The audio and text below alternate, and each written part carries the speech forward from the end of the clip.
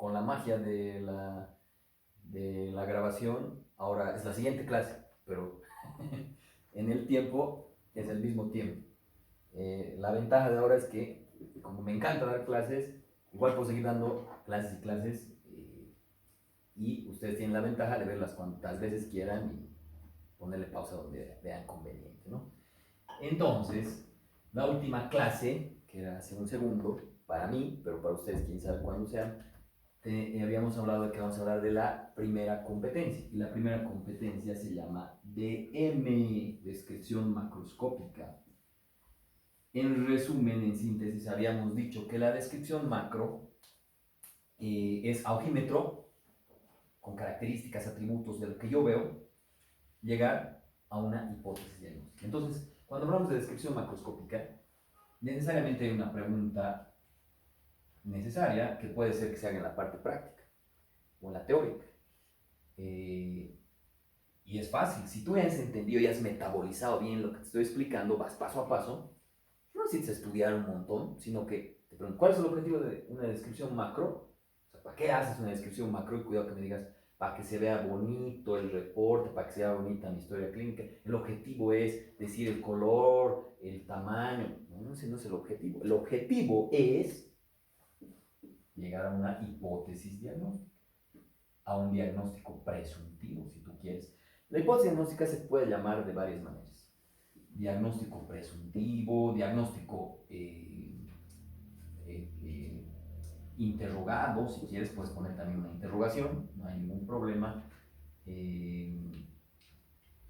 La cosa, como la llames, es que estás dando a entender que todavía no es un diagnóstico definitivo, que es una posibilidad. Una hipótesis es una posibilidad diagnóstica. Esto tiene incluso hasta implicaciones médico-legales, por si acaso, les digo. ¿Por qué implicaciones médico-legales? Porque si tú le pones, por ejemplo, apendicitis, porque el paciente viene con abdomen agudo, o le pones sepsis, absceso dentario y demás, luego drenas o quitas el apéndice y resulta que al drenar no había sido un absceso dentario, había sido un quiste odontogénico, o quitas el apéndice, o bueno, vas a ver el apéndice en una laparotomía exploradora y no había sido apendicitis, era mujer y había sido un quiste de ovario torcido, un quiste de ovario torcido, perforación de víscera hueca, etc. Igual es en sus clases de técnica quirúrgica han visto que es causa de abdomen agudo y que igual hay que abrir y hay que operar.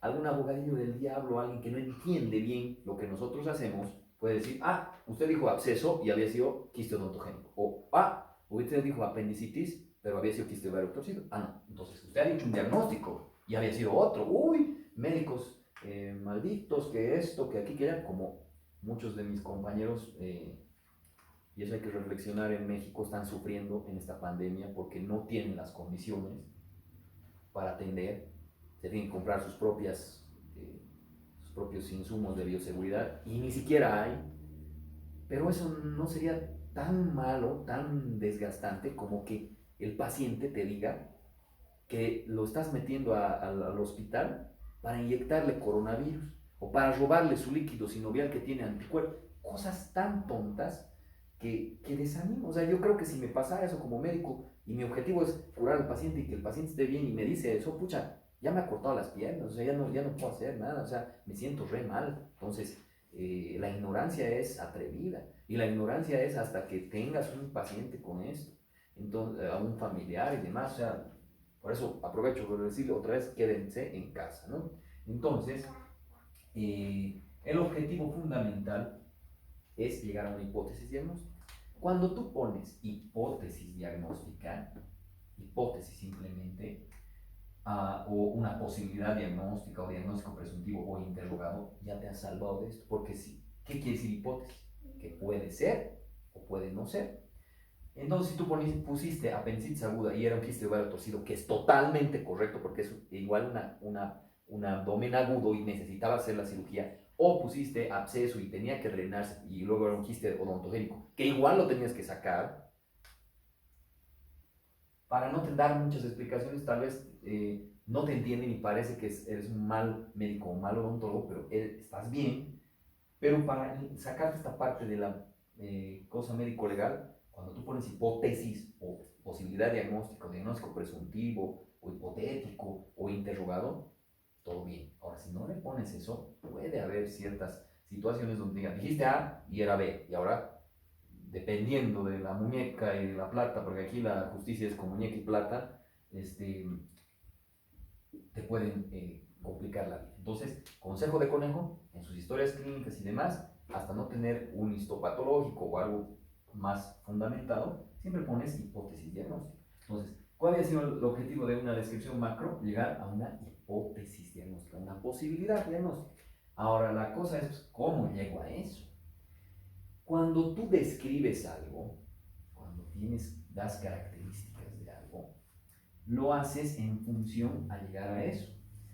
Pero en el Hospital General de México, cuando yo hacía mi residencia de anatomía patológica, he rotado como 9 meses ahí, y era pura autopsia, y le dan mucha importancia a la macroscopía, es decir, el diagnóstico morfológico. Yo no entendía muy bien por qué era esto, y a veces hasta me frustraba, porque según yo, mi carrera de anatomopatológico era sentarme en un microscopio, ver laminillas y ir diagnosticando.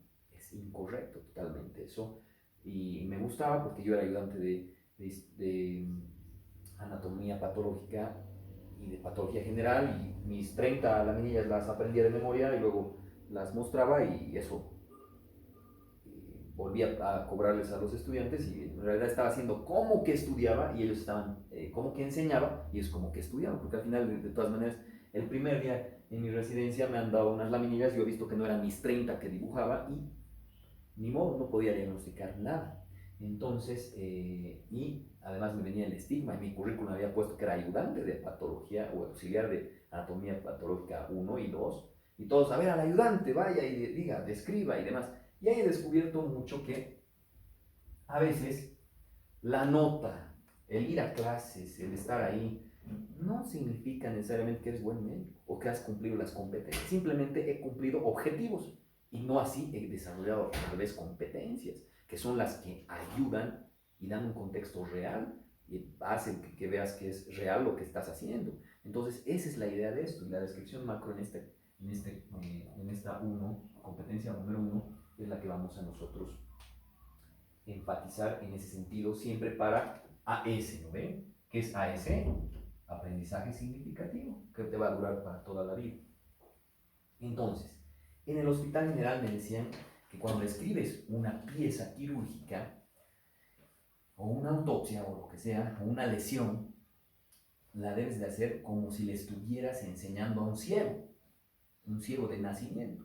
Entonces, debes de ser tan preciso y específico, de tal manera que llegues a que el ciego sepa de qué estés hablando. O sea, en pocas palabras, en la analogía, llegues a una hipótesis diagnóstica. De nada sirve hacer una lista interminable aquí, bla, bla, bla, bla, bla, bla, bla, bla, bla, si no llega a qué? La hipótesis diagnóstica. Por eso, la primera práctica que se les va a pedir, obviamente ya les he dicho que hay los 5 casos clínicos y bla, bla, bla, eso es a fin de año, pero la primera práctica que se les va a pedir es que ustedes busquen, seguramente en semiología o en técnica quirúrgica, están viendo pacientes, aunque sean virtuales o como sea. Si no hay esto, de todas maneras tienen que buscar imágenes. Vamos a hacer un grupo también en el Telegram, donde les voy a pasar algunos libros, entre ellos el Robbins, pero también, aunque no, oh sorpresa, existe el Atlas del Robbins, sí, y es de macros. Es lindo ese libro, se los voy a pasar. También existe el de preguntas y respuestas de Robbins. Ah, sí, había habido un libro de preguntas y respuestas de Robbins.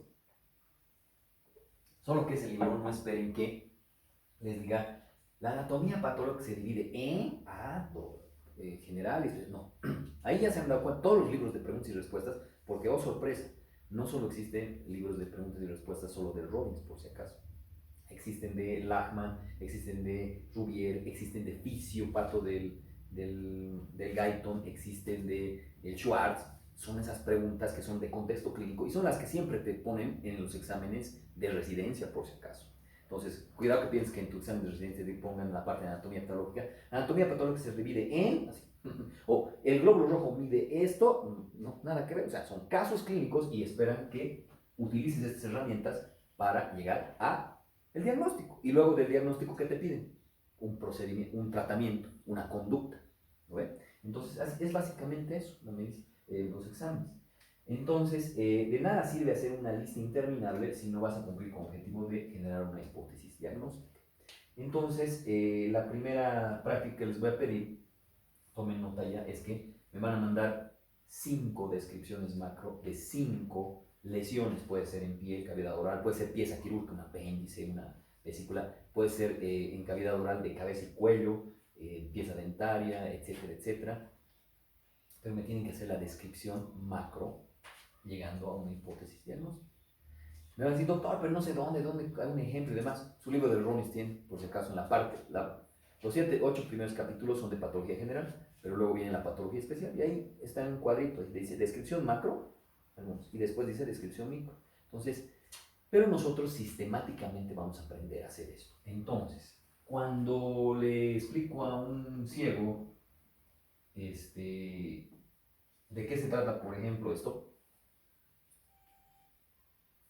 cuando yo hago esta práctica, lo que pasa es que les digo, descríbanme esto. Y ustedes me dicen, tiene una forma cilíndrica, tiene un color blanco, negro, bla, bla, bla, así. Y hacemos la lista. Esa lista después le pasamos a mi secretaria o a quien sea que esté pasando por ahí, hasta un residente interno, médico, lo que sea. Le doy la lista. Le digo, después de leer la lista, ¿qué es?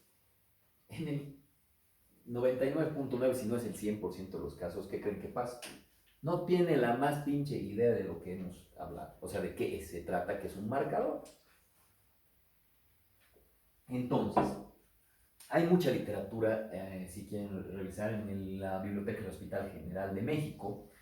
También existe esto en la Biblioteca de la UNAM, porque en el Hospital General de México a mí me han inculcado esto, la descripción macroscópica, que después me ha ayudado demasiado.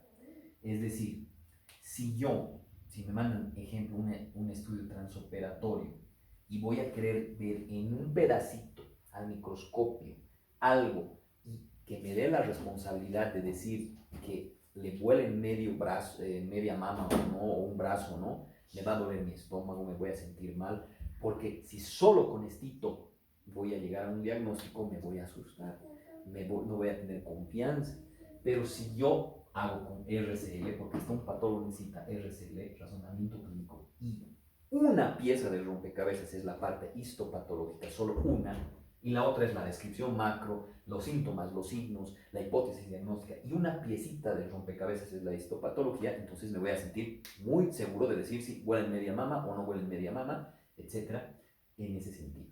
Entonces, la descripción macro implica una serie de atributos o características que tenemos que hacer.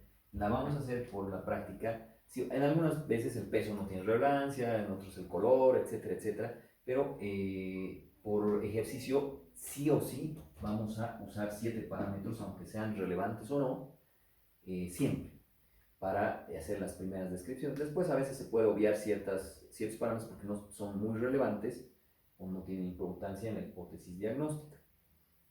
Entonces, en el Hospital General todos los días teníamos sesiones a las 2 de la tarde de las autopsias que hacíamos, pero nosotros presentamos como R1 las autopsias a los R2 y a los R3, y ellos eran los médicos de base donde los acribillaban a preguntas para saber qué pensaban que era, ¿no? Y cómo y por qué. Y yo decía, pucha, a ver, es mucha pérdida de tiempo, tantas autopsias hago al día y no me enseñan nada de histopatología, y parece que no estoy perdiendo 9 meses de mi vida sin aprender lo que creía que era la patología. Sin embargo, la histopatología es un pedacito del panorama. Es decir, cuantas más piezas de rompecabezas tienes, vas a saber de qué es la imagen, o sea, de qué es el paisaje. Si yo solo pongo una pieza en rompecabezas donde veo una nube y te digo de qué es el paisaje, me dices, muchas nubes. Y es a veces lo que pasa, me mandas un transoperatorio, veo, te digo nube, y tú, pero no concuerdan. Ahora, si tenemos más piezas, me dices, aquí hay una pieza de rompecabezas, nube, sol, arena, playa, estás en la playa, ¿no ve? Entonces, así es que vamos a entender esto. Entonces, a mí en el examen, hay un examen que no es de la UNAM, sino es un examen de consejo, es como decir el examen del colegio médico, digamos, para darnos un título más de que estás competente para trabajar como patólogo. Interesante porque en general les va muy bien a los del Hospital General de México y yo no sabía por qué, pero en realidad después me di cuenta. Los del Hospital General lo que hacen es, sí te dan una laminilla virtual, ¿la ves? Pero si yo tuviera que exprimirle solo a la laminilla, me voy a equivocar, porque si me dicen, si hay una giardiasis, por ejemplo, una meriasis, una biopsia de intestino, ya hasta que encuentres la giardia, porque es bien difícil, o sea, ¿qué posibilidad hay de que tomes una biopsia y justo agarres una ameba o una giardia? Difícil, ¿no? Tal vez si ves la eosinofilia y otras cosas, pero además la historia clínica, o tal vez si veo la macro, tengo más piezas de rompecabezas, y cuando la veo la macro ya pienso, es una parasitosis y directamente voy a buscar esto. Pero si empiezo al revés, buscando qué cosa tiene y veo eosinofilia, tal vez voy a decir, es alérgico, o es una leucemia, o es un cromo, es un cloroma, etc. O sea, voy a empezar a bloquearme, porque puede ser o cáncer o no. Pero si ya empiezo por el razonamiento clínico, entendiendo desde que la macro ya me parece que es algo infeccioso, directamente voy a buscar las pinches yardes y ya. Entonces, eso me ha dado una ventaja, al menos a mí, en el examen, y a los del Hospital General me imagino que sí, porque nosotros la hacemos en chinga. Mientras el otro estaba mirando y mirando, mirando la minilla de arriba abajo, nosotros chan, chan, chan, chan, y curiosamente todos terminamos bien temprano, nos íbamos a comer y todos estaban ahí siguiendo dando el examen. Y luego las notas, la verdad, sí nos satisfacía porque eran de las mejores notas, siempre las del Hospital General. Entonces, ¿por qué? Porque sabemos el valor de qué, de la descripción macro. Y eso no solo es un patólogo, un imagenólogo, un médico general, un oncólogo, un cirujano, o sea, a ojímetro tiene que saber qué. Y desde ahí empieza para pedir incluso examen de laboratorio, histopatológico, etcétera, etcétera. Entonces, según la escuela mexicana, 7 parámetros, 7 características debemos de mencionar en la descripción macro. Algunos parámetros son más objetivos, otros parámetros son más que subjetivos. ¿A qué nos referimos con objetivo y a qué nos referimos con subjetivo? Objetivo es algo más certero, algo comparable, algo más medible. Si apelamos a sus clases de semio, ¿es la representación objetiva de la enfermedad? Sí. Representación subjetiva de la enfermedad, síntoma. El, lo subjetivo es lo contrario al objetivo, es lo que no se puede medir, comparar, etc. Entonces, los 7 parámetros tienen características de que algunos son más objetivos y otros más subjetivos. En realidad, si hubiéramos tenido más tiempo y una práctica en un hospital, les hubiera pedido que hagan primero la pesquisa, la búsqueda de información de que cuáles son esos parámetros, pero aquí directamente ya les vamos a decir cuáles. Entonces, estos parámetros objetivos o subjetivos tienen la necesidad de llegar aquí, a una hipótesis diagnóstica.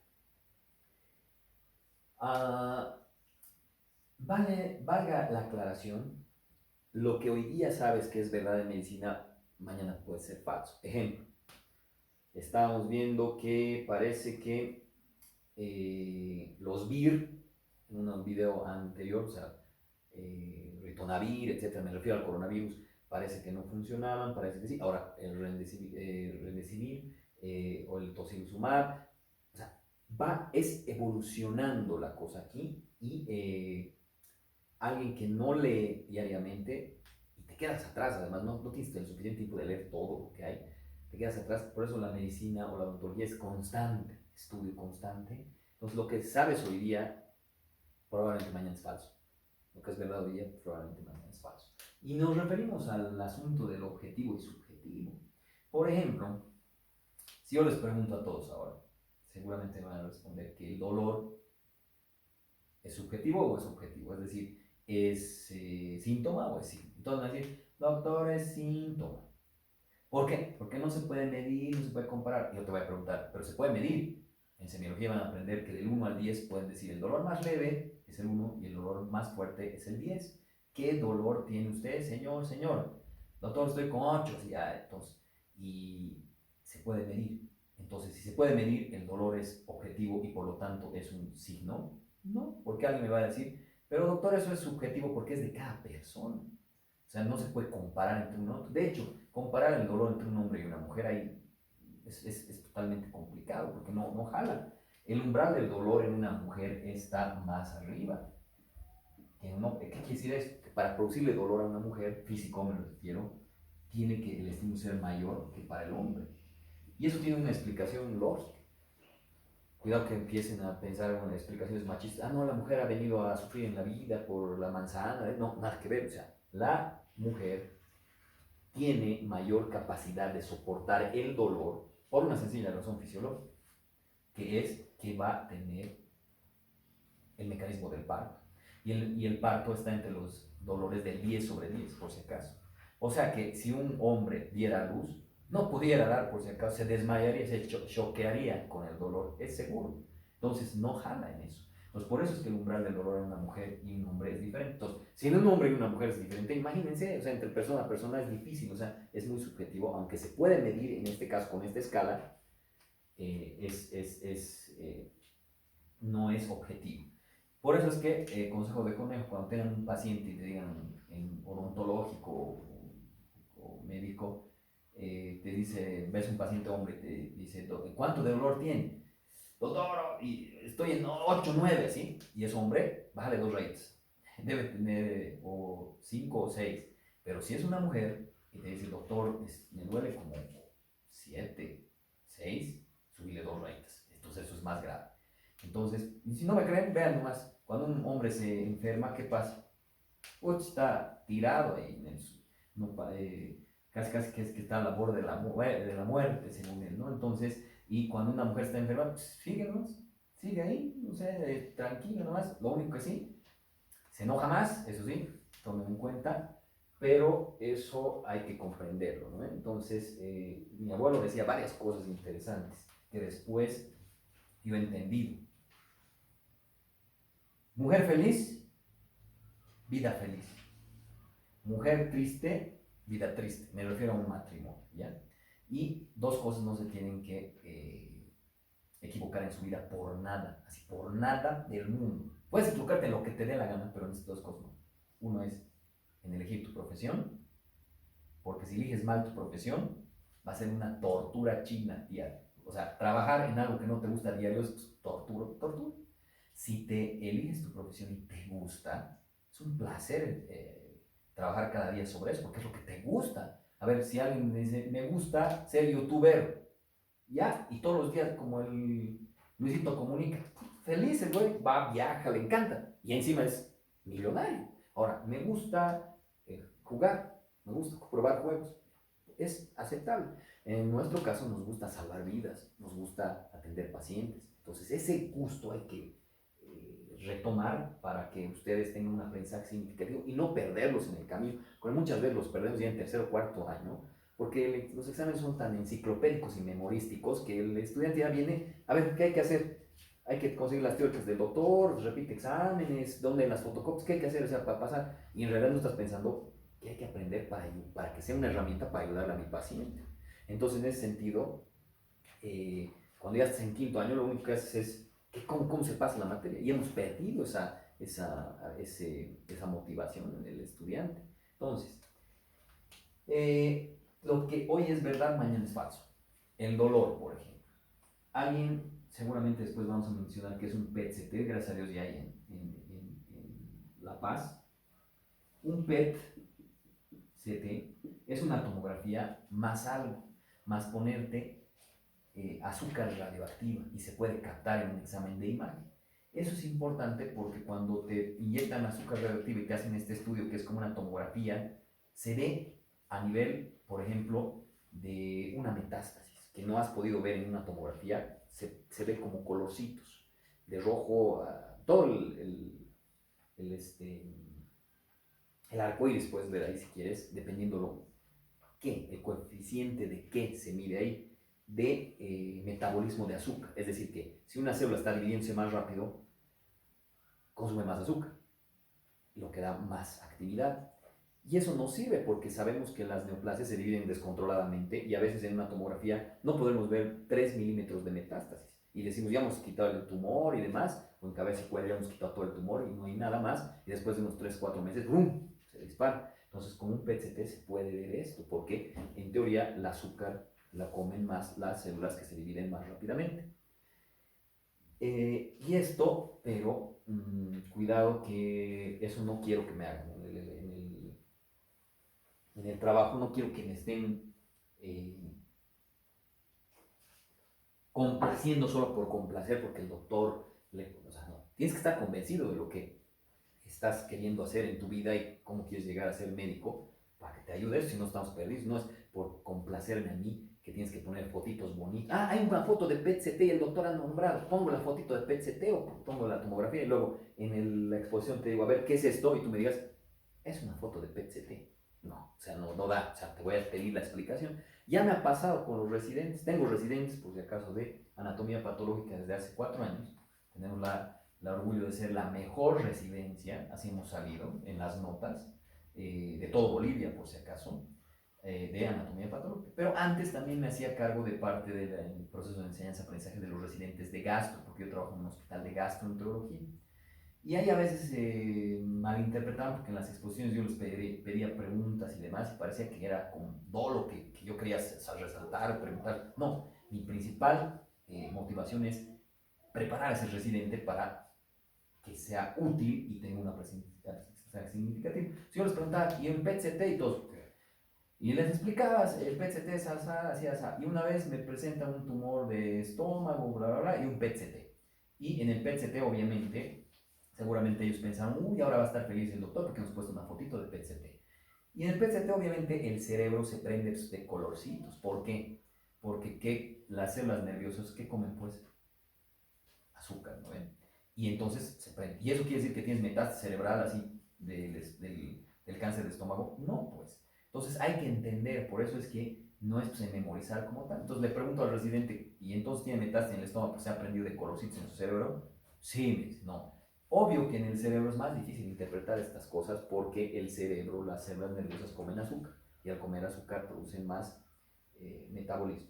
Entonces, alguna vez hemos hecho un experimento porque te pueden pinchar aquí, así con una aguja, y podemos ver con el PET-CT dónde te duele, o sea, dónde va el dónde está la señal que llega al cerebro y además cuánto de intensidad. Entonces, si puedes ver dónde en el cerebro y cuánto en una escala que te dice 1, 2, 3, 4, ¿puedes medir o no puedes medir el dolor? Sí, lo que haría que sea objetivo, lo que haría que sea un signo. Entonces, ¿con esto qué quiero decir? Lo que es hoy verdadero, mañana puede ser falso, ¿no? Entonces, ahora, entendiendo y volviendo al asunto, descripción macro, objetivo, hipótesis diagnóstica, tenemos 7 parámetros, algunos son más objetivos y otros son más subjetivos.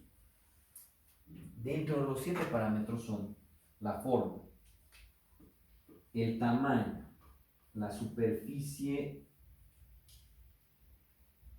forma, tamaño, superficie, peso. Aquí vamos a poner la localización también. Hay algo curioso que me ha pasado que en un chat, bueno, un grupo de la UNAM les han dado a los estudiantes macroscopías como práctica, porque también están en aislamiento y bla, bla, bla, y les han dicho que hagan descripciones macro, pero no les han dado un factor fundamental que es la localización. Entonces todo el mundo, hasta patólogos han opinado y tenemos opiniones muy diversas. O sea, la localización no es como tal un atributo, una característica de la descripción macro, pero es fundamental para darle contexto a los 7 parámetros. Y hasta ahora, y cuenta como un parámetro, es decir, que hay 6, los otros 6. Entonces, forma, tamaño, superficie, color, ¿cuántas van? 1, 2, 3, 4, 5, 6. ¿Cuál faltaría? Te puedes hacer este ejercicio, o sea, describirme esto. ¿Qué faltaría? Hemos dicho forma, tamaño, superficie, peso, algo más falta. Esto es duro, no es duro, a eso se llama densidad. o consistencia, si quieres llamar. Entonces, forma, tamaño, superficie, peso, color, densidad y la localización. Son los 7. Ahora, en la práctica iríamos preguntando a cuál va cuál. Les diría forma y todos me van a decir que la forma va al objeto. Ya nos estamos adelantando, porque yo sé que todos casi me van a decir, la forma es objetiva, doctor. Sí, ya sé, que si la forma fuera redondo, cuadrado, triángulo, si es tridimensional, cubo, esfera, etcétera, si fuera así en el cuerpo humano sería lindo, ¿no ves? Sí, forma triángulo. Pero generalmente decimos forma piriforme, parecido. Incluso no tiene, es muy subjetiva en realidad la forma aplicada al contexto anatómico, ¿no? Entonces, la forma la vamos a poner en subjetivo. El color. Aquí siempre hay como que 40 60, 50 50, ¿sí? Unos dicen, es subjetivo, no, es objetivo, dice otro. El color, porque el color es rojo, amarillo, verde, así, o sea, podrías tomar en cuenta. El color tiene que ver con la longitud de onda en realidad, ¿no? Pero, y algunos colores nosotros, por ejemplo, no vemos. Una abeja, por ejemplo, ve otro tipo de longitud de onda y ve diferente las flores y demás, sin ir lejos. Aunque no crean, entre un hombre y una mujer, la mujer tiene más capacidad de ver mayor longitud de onda. Entonces, ahorita mismo, y eso es una anécdota, si te dice tu novia, esposa, lo que sea, vamos a comprar. Tienes que entender que el cerebro humano de una mujer y de un hombre es diferente, no porque sea más grande, más pequeño, más, no, es diferente simplemente. El cerebro del hombre en general es más analítico y no por eso es mejor, por si acaso. Tiene que ver con algo de la evolución. Cuando estaban los primeros hombres y las primeras mujeres, el que iba a cazar y permanecía mucho tiempo oculto y demás eran los hombres, ¿no? Para cazar un búfalo, etcétera, lo que sea. Porque si alguien hablaba, descubrían no podían cazar. De hecho, hay muchos estudios que se atribuye el lenguaje a la mujer. Es decir, que si no hubieran habido mujeres, no hubiéramos tenido lenguaje. Y el lenguaje es fundamental para transmitir ideas, transmitir conocimiento. Entonces, ¿por qué pasaba eso? Mientras los hombres estaban cazando, las mujeres decían, ¿y qué pasa si no cazan nada? ¿Qué vamos a comer nosotros y nuestros hijos? Entonces se dedicaban a recolectar y a recolectar frutas, pero tenían que ver que esta fruta rojita era rica y podías comerla, pero esa otra te mataba. Entonces era algo lógico, fundamental, consecuente, de que tenías que desarrollar algo para decirle y transmitirle a la otra mujer, y además que generación y generación se transmite que esta fruta roja, aunque parece igualita a la otra,